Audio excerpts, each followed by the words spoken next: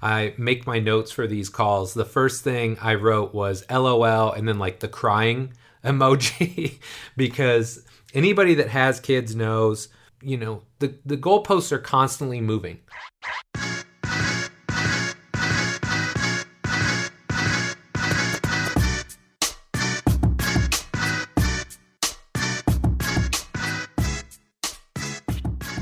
Hello and welcome to the Physical Preparation Podcast.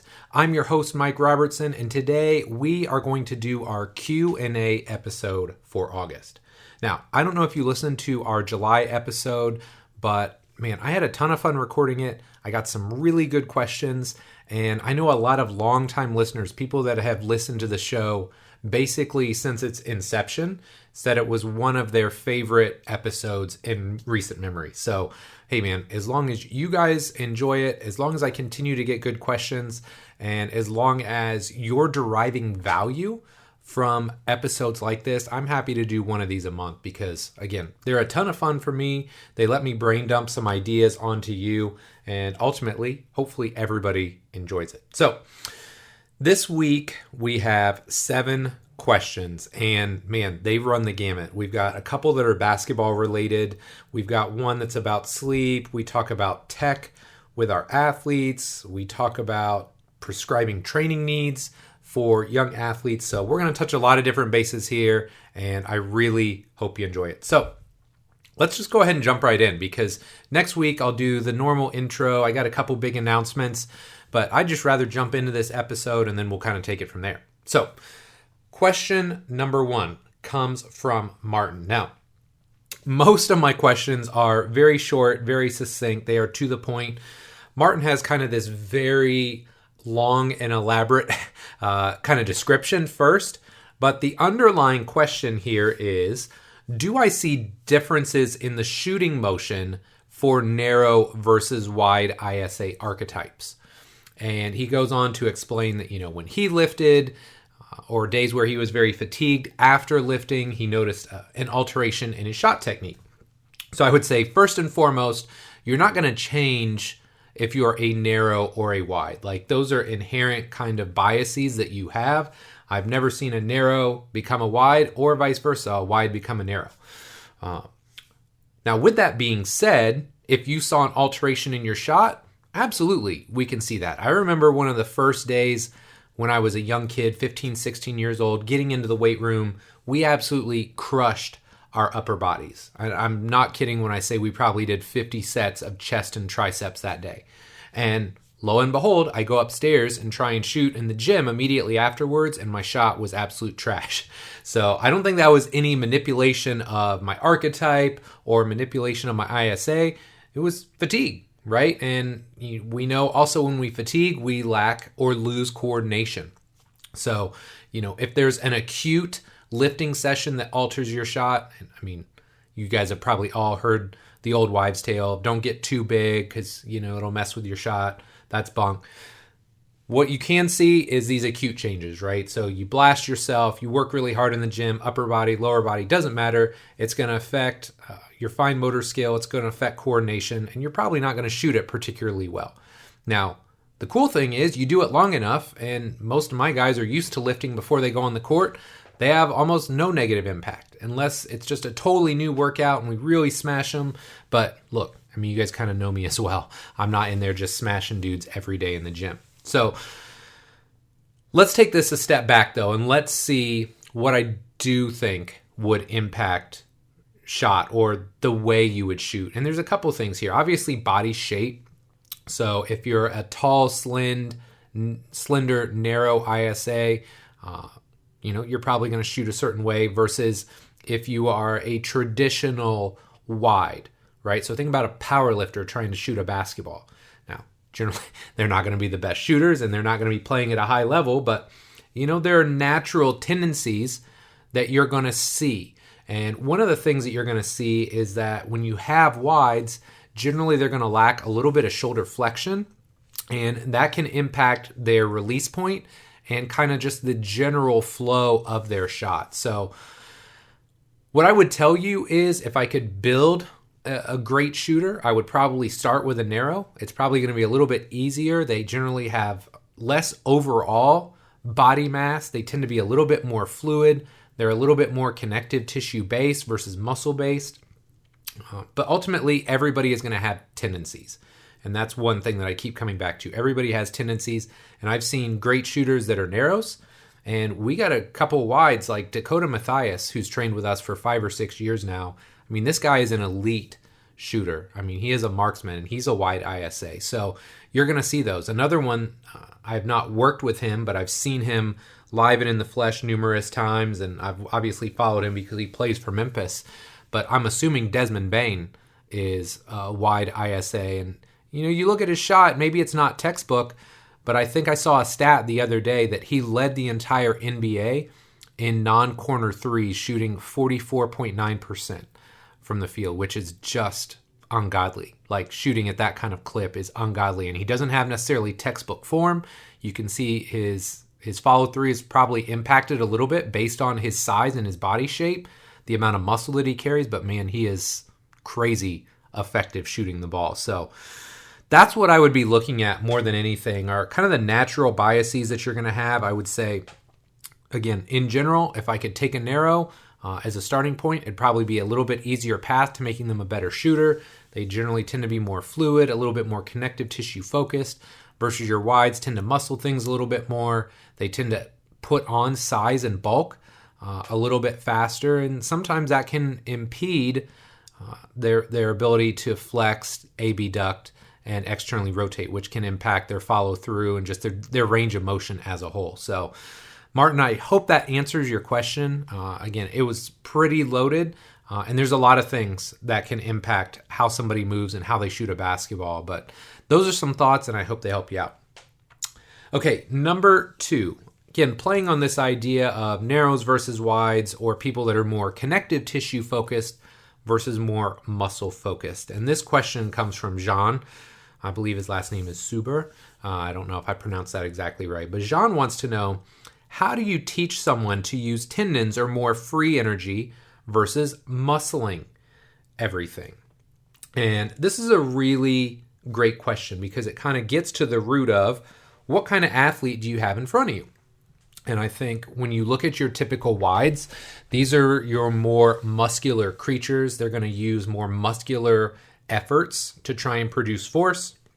And while it's not necessarily bad, it's not necessarily the fastest strategy, and it's definitely not the most economical strategy. So I think that's what Jean is trying to figure out is, hey, if you've got somebody that's wide or you've got somebody that tends to muscle everything, how do you make them more bouncy or more elastic? And for your narrow, bouncy athletes, it's very simple. You train it, right? They're already good at it, so you try and reinforce it.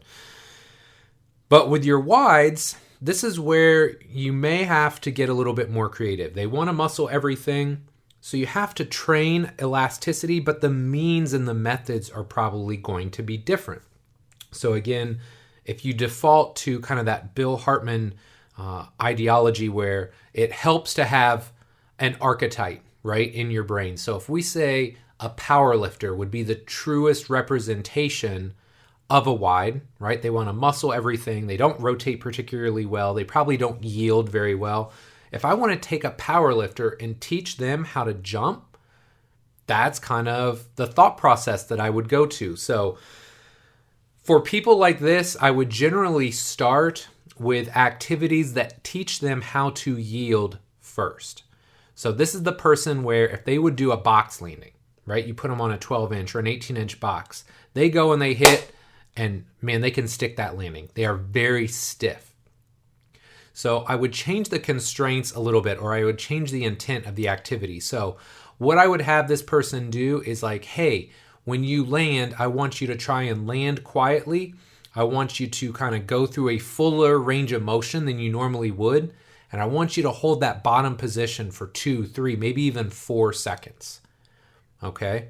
So I think teaching them to yield is very important, and then reinforcing this in numerous ways. So maybe it's with a box landing. Another strategy or another technique that I like to use, I just call them mini jumps. So imagine the group fitness classes, right? Where they're just doing like jumps for like 30 seconds straight, right? Things of that nature where you're going to jump and you're going to land and you're going to hold and jump and land and hold. So you're basically trying to, at least initially, break up the stretch shortening cycle or break up that connective tissue response, because you want that tissue to learn how to yield first. I feel like these people literally can't get into the right position. They can't get enough stretch to really utilize that connective tissue response. So you can do box landings. You can do activities like band resisted type motions, right? And if you follow Mike Campo on Instagram, he does some really cool stuff with Justin, and teaching him to really like kind of slingshot himself down and then stick a hold.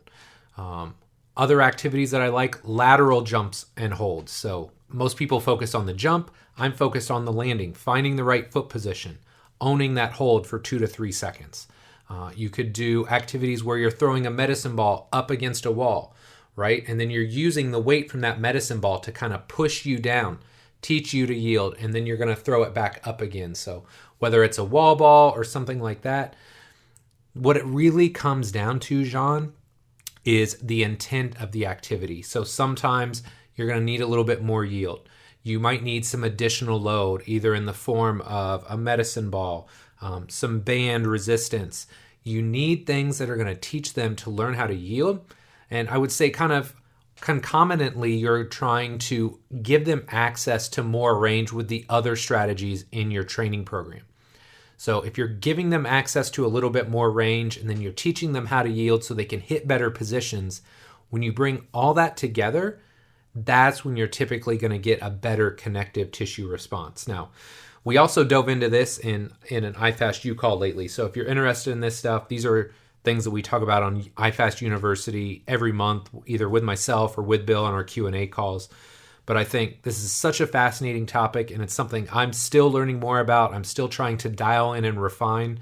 But with my wides, with my people that don't like to use connective tissue, they want to kind of muscle everything, those are some of the strategies that I've used, and I've had really good results. So Jean, I really hope that helps you out. And if you have follow-up questions, definitely let me know. Okay, number 3. This question comes from Adam. And Adam wants to know what household habits we use to prioritize sleep, especially with kids. And whenever I make my notes for these calls, the first thing I wrote was LOL and then like the crying emoji, because anybody that has kids knows, the goalposts are constantly moving with regards to getting your children to go to bed. When they're very young, they just don't want to go to sleep. They want to get up or they want to see you. As they get older, it becomes this negotiation process. So right now with my kids, it's like, hey, we want to watch a TV show. Okay, great. Let them watch a show. Oh, well, aren't you going to read with us? Yes, that's fine. We'll come read with you for a minute. And then all of a sudden, Kendall's running around trying to karate kick everything. I mean, this was literally us last night. And, our goal as a family would to be in bed like 8:30, 8:45, like all the lights out, asleep or going to sleep by 9 o'clock. I mean, that was like 9:15, 9:20, 9:30 last night. It was just a zoo. So, Adam, I want you to take this with a grain of salt. But here are some of the things that we've done. And look, I can tell you about nights like last night, but more times than not, our kids are great about going to bed. And some of the things that we've tried to do to make this a little bit smoother process. Number 1, we educate them about the need for sleep. We try and educate them on, hey, this is why this is important. Now, it's a little bit easier because our kids are almost 9 and 11, so there's like some rationality going on. When they're like 3 or 4, probably not going to make a big deal. You're not going to rationalize with them. But we've really tried to educate our kids as to why they need to sleep, as well as why it's important that we sleep. And I'm sure we have all had that day where we're tired, we're cranky, we're snapping at people or things are setting us off that normally wouldn't be a big deal. So I try and educate them like, hey, look, I'm sorry. Part of this is I'm tired and I don't feel like myself. I'm not as good of a parent. I'm not as good of a coach when I can't sleep. So trying to educate them on why they need to sleep, as well as why it's important for us to sleep as well. And this is something that I've really tried to espouse as well in like my annual program, but like the role and importance for us with regards to sleep hygiene. And look, I would love to say I'm perfect about this all the time. I am definitely not. But, when it comes to sleep hygiene, I talked about this with Amy Bender. I know I talked about it with Nick Littlehales to some degree. But hey, get your room as dark as possible. Get your room as cold as you're comfortable with. We used to sleep at like 72 and, over the years, I think now we sleep at like 68. And it makes a huge difference with regards to the quality of our sleep. I love white noise machines, no phones 60 minutes before bed, kind of the idea of a hot shower and then stretching, resets, breathing. Anything that you can do before bed to kind of set the stage will impact the quality of your sleep. So those are all things that I'm trying to check off. Again, we all fall short of the glory sometimes. I would love to say I'm perfect about that every single day, but I'm not, So you do your best. You try and educate your children and just kind of reinforce those positive habits. And I think the earlier you can start on that and the sooner you can make that a priority with them, the easier your path is going to be. Okay, number 4. This question comes from Adam as well. And Adam would like to know what kind of tech we're using with our athletes these days. And man, this is a fun question because if you've been following me for an extended period of time, you probably know, I've tried a lot of different pieces of tech. Some I really liked, some I didn't, or just didn't really pass the test of time. But I wanted to give you some insights as to what we've used as well as what we're currently using. So I know I've talked about this on the show numerous times. I don't know if it classifies as tech. I consider it tech. But the Exerfly has been absolutely huge for us. I just love how it bridges kind of that gap between the weight room and the field, court, or pitch. My athletes absolutely love it. They love that they can be aggressive with it.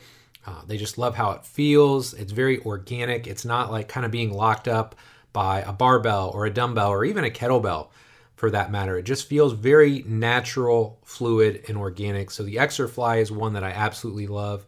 Number 2, it's been a hot minute, but we dusted the GymAware back off. I forgot about how much I enjoy using that.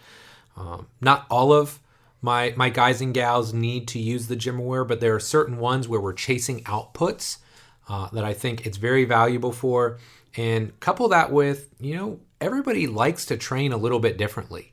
And I've got some guys that are probably a little bit lighter and fluffier with their training, and we push when we need to, but they see the weight room very much as a vehicle to improve their sport versus, others are using these physical outputs because it helps them not only physiologically, but psychologically on the court. And they feel stronger. They feel more athletic. They feel like they can bully people. So I like the GymAware, and I feel that's a really invaluable tool, not just from the bar speed, but all the outputs that you can kind of track and monitor through the jump tests and everything else. So the GymAware is a big one. I've used BioForce numerous times over the years, including with the Indy 11. It's something I've kind of gotten away from, but also I know I need to get back to, because I think early on when I moved into the basketball space, you're just trying to kind of get your feet set anytime you're in a new space or you're around new people. And I don't know if I was necessarily comfortable pushing that side of it.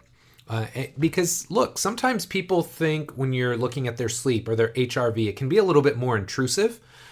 And I think I'm at a point now where I've got good enough relationships and I've got enough rapport with all the guys and gals I work with. I would love to start tracking more stuff. And I can show them very clearly, hey, look, these are the days you're ready to train at a high level. These are the days you're not ready to train at a high level.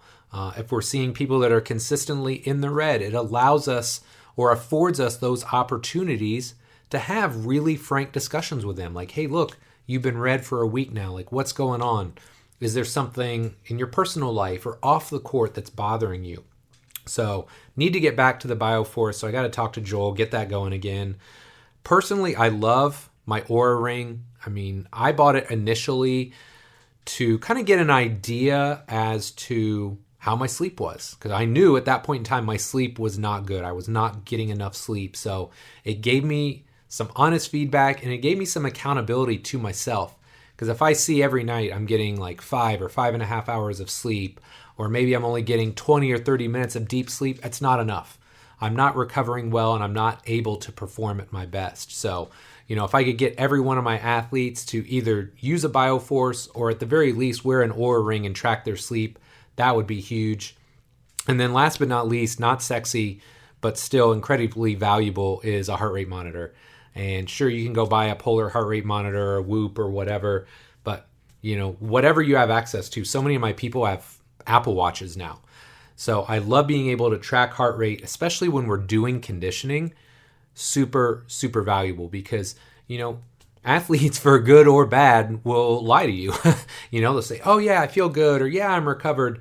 But with heart rate data, they can't really lie about it. It's like, if they're not recovered, I know. Or if they haven't been doing their conditioning outside of the gym and they go in and we do some more intense work and I see their heart rate stays elevated for 2 or 3 or 4 minutes after they've completed a bout of conditioning, I know they're physiologically not where they need to be. So, I like tech. I love the objectivity of it because I think a lot of times what we do as trainers, as coaches, is subjective. And I think there's value in that. And we need to constantly be evaluating just subjectively how people are feeling, how they're moving. But anytime we can add an element of objectivity into the equation, I feel like it just really helps us ramp up the feedback and the understanding of the entire training process. Okay, question number 5 comes from Ryan Franklin.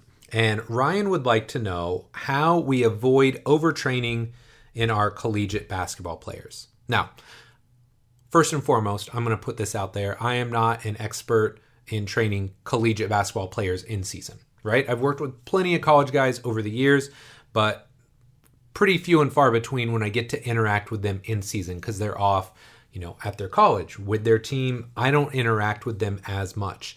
Now, in the limited interactions that I've had, there are a couple things that I always try and focus on. Number one, I want to teach them about recovery as a whole. And, you got your kind of labor intensive recovery tools, but they're also the most impactful. So fueling your body appropriately, getting enough water, staying hydrated, getting enough sleep. These are all things, they are labor intensive, they take time, but they are also the most impactful. Now on the flip side, you've got more of your modalities, right? You've got massage, you have Normatex, whatever you might have access to at the college you go to. And look, if you're at a huge school like Kansas or Kentucky, you probably have a lot more resources than if you go to Indiana State Wesleyan Episcopal College. Like, you're just not going to have access to the same resources. So I think one of our jobs is to teach them about recovery.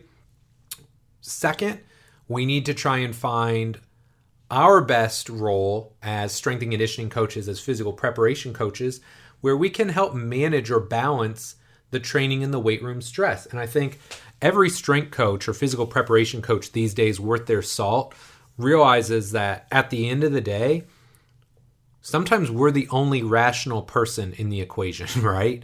And if you've ever been around coaches as a whole, coaches have one-track minds. It's like, hey, I'm going to train. I need to work my guys or girls out. We have to focus on X, Y, and Z. We have to get ready for a game. So if the coach has the team on the court for 2.5, 3 hours, you can't bring them in the weight room and smash them with an hour weightlifting session. It doesn't work. So I think as strength coaches, as physical preparation coaches, being conscious and cognizant of what's going on outside of the weight room and how that's impacting them when they come to see you is incredibly important.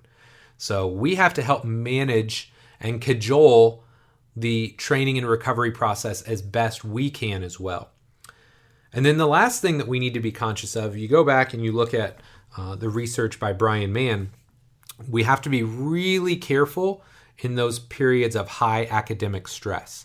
And I don't have the research in front of me right now, but I know the potential for injury goes up drastically during periods of high academic stress. So look, if you're playing like in a tournament or around a high academic stress time, I'd be really conscious and cognizant of what I'm doing with my athletes.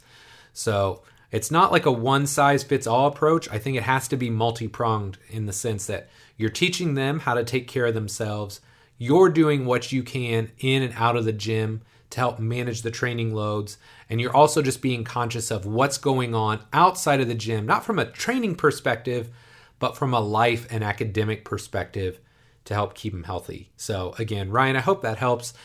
I do not claim to be an expert in that area, but go listen to guys like Jay DeMayo, like Ryan Horn, these guys that have been in the collegiate sector for extended periods of time, and ask them their thoughts on that, because they are as sharp as they come and they've been through those battles far more times than I have. Okay, number 6. Brian would like to know, how do you prescribe different or individual training needs when working with large, i.e. 15 to 30 person groups with limited space and equipment? So Brian posed this question because I shot an Instagram reel probably about a week ago now, where I basically said, look, when it comes to our young developing athletes, middle and high school age, there's a lot more to it than just taking them in the gym and trying to get them stronger. And this is something that I'm very passionate about. It's something I'm going to be talking about more in the future because, I was at a wedding this past weekend, and we were chatting with a couple, and their son, they believe, injured his back fairly seriously from a high school weightlifting class. And so that kind of prompted this video. It's like, hey man, why are we taking these young developing kids, putting them in a weight room with 60 of their peers? There's maybe 2 coaches. They're following this stock program where generally the only measurable tool that they're focused on is their squat, their bench press, their deadlift, their power clean. Like, why are we doing this? How is this helping our kids? So, Brian said, okay, well, how do we individualize? And, I'm not sure I have the answer. I'm not sure there is one answer. But I'm going to give you a couple thoughts that I think will be valuable. And the first thing I would say is if you're working in a large group, and I immediately think of my time working with the Indy 11. Now, again, these are high-level athletes, generally at least 19, 20 years old up to 35, 36, 37. So they have some training history and some training background. But the first thing that I'm going to do if I'm in a large group is I'm going to triage.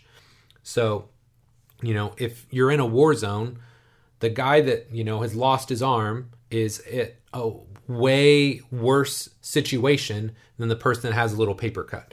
So if somebody is just egregiously screwing up an exercise, I'm going to go over there and I'm going to try and fix them first. So that would be number 1, triage. The people that are your massive outliers that aren't doing anything well, you got to focus some time and attention on them. Number 2, I'm a big believer in scaling the workout. So what I would do in my big group environments is, hey, we have like I don't want to call it a stock workout, but you have like a template workout. So maybe it's like goblet squat, push up, split squat, whatever. And so the goblet squat is your main activity, or that's your baseline activity. And you assume 60, 70, maybe even 80% of your population can do that exercise effectively. So, okay, that's great. Those people fit kind of the top of that bell curve. Now you got your other people who that's too easy. So you scale them up and maybe you give them a 2 kettlebell front squat, or you give them a regular front squat. And then you got the other group on the back end of that bell curve. Man, they need like a plate squat, or they need a PVC reaching squat. They need basics. They need to learn how to move first. So you're always trying to scale the workout. So you have kind of your standard set of exercises, and then you can scale up or down. And we've done this with the Indy 11. I've done it with all of the groups that I've worked with. We even did this in our boot camps. So you can really scale it and you can customize it. The last thing I would say here, and this probably isn't going to be the most popular opinion. I hope I don't lose a lot of listeners when I say this, or especially like high school strength coaches. But if I'm being honest here, there are certain kids that just aren't a good fit for that training environment. So look, if there's 30 kids in a weight room and one strength coach, a handful of those kids just shouldn't be there for whatever reason, right? Emotionally, they're not ready. Physically, they're not ready. they're being negatively influenced by their peers to do either stupid things or potentially injurious things. Some of them have injury histories that should preclude them. I mean, we've had so many high school and middle school age kids now that come to us.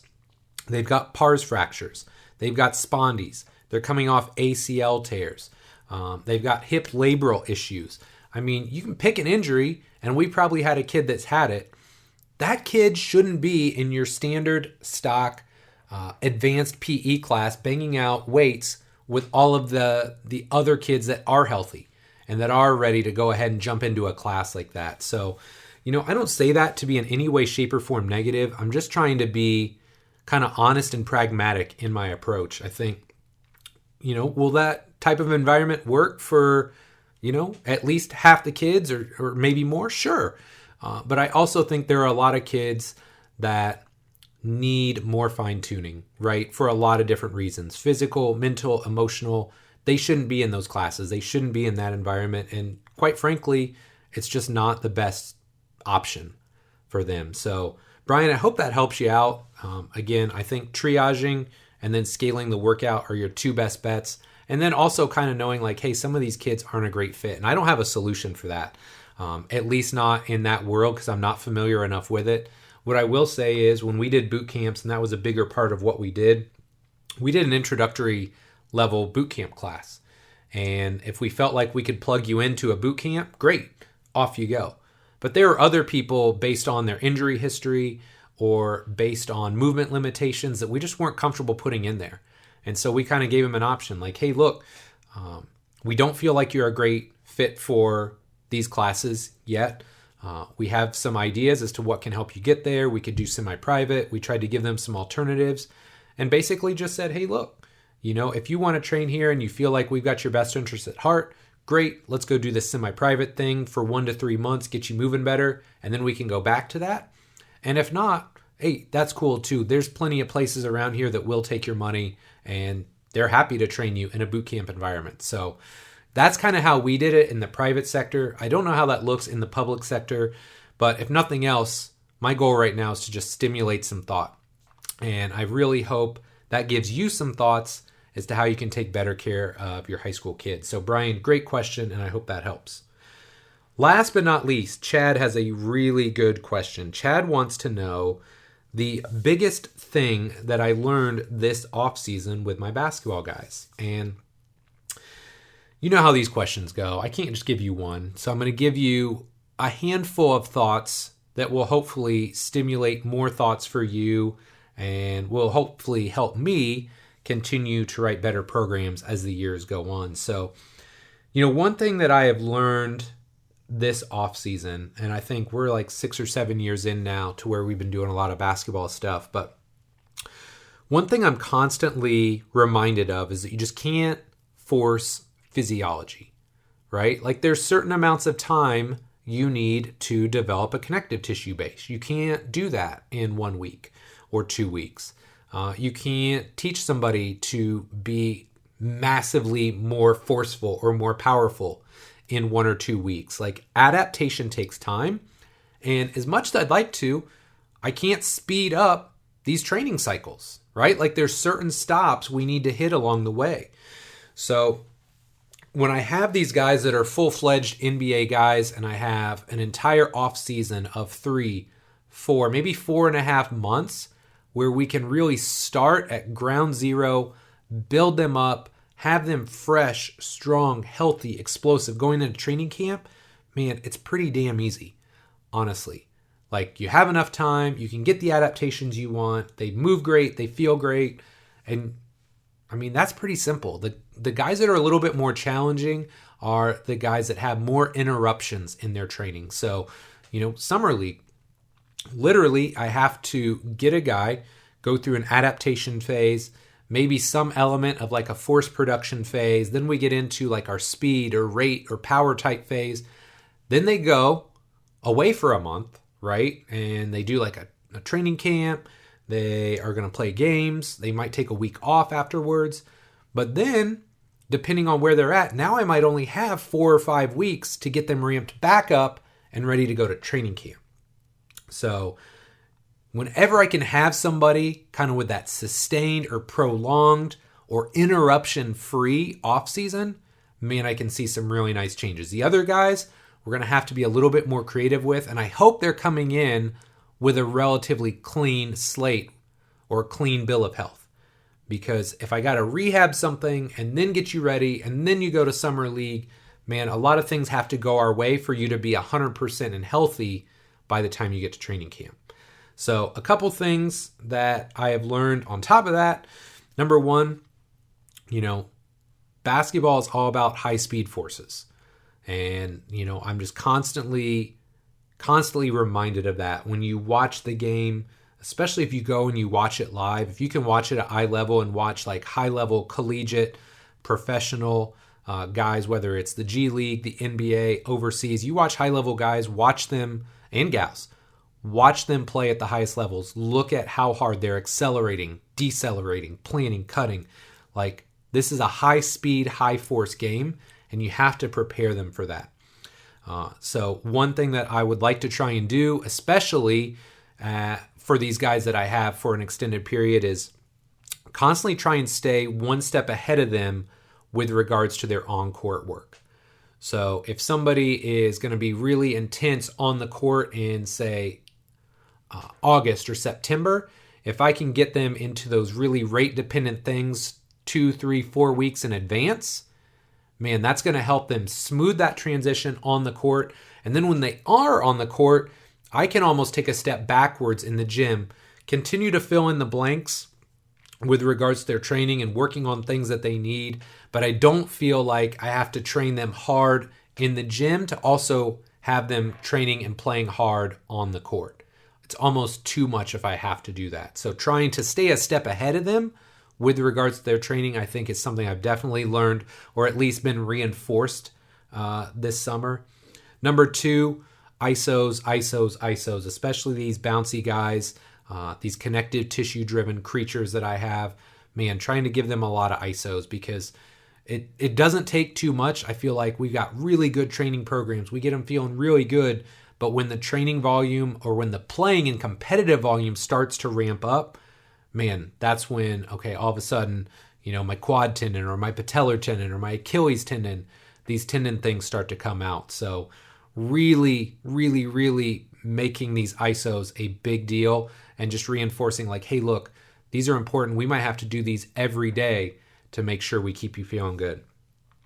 And then the final thing that has been reiterated to me is that, look, as soon as on-court stuff ramps up, there's going to be hiccups along the way. It's very few guys come on the court and everything feels good from the minute they start preseason to the end of the year, right? And especially in preseason, guys that have felt great the entire offseason will be like, oh man, my ankle's kind of stiff today, or oh my back's kind of stiff.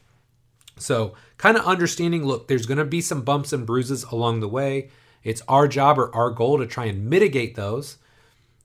But sometimes it's going to happen. We have to know it, be conscious of it, and be willing to work around it or be adaptable within their programming. So I know I've talked about this numerous times over the years, but hey, just because it says it on the paper doesn't mean I have to do that in any given workout. Be malleable, be adaptable, and just kind of meet them where they're at on any given day, especially as they ramp up and they get near that preseason period. So Chad, great question. I hope all those answers helped. And again, thank you guys for the great questions. I mean, these are so much fun. Again, I love being able to kind of share my thoughts in this rapid fire format. Someday I'm going to get back to writing more, and I can kind of really flesh some of these ideas out. But hopefully you enjoy the content, you enjoy the questions, and ultimately I hope it just makes you a better trainer, coach, or rehab professional from listening in. So that does it for this week's episode. As always, thank you so much for your support. Love and appreciate you, and we'll be back next week with our next episode. Take care.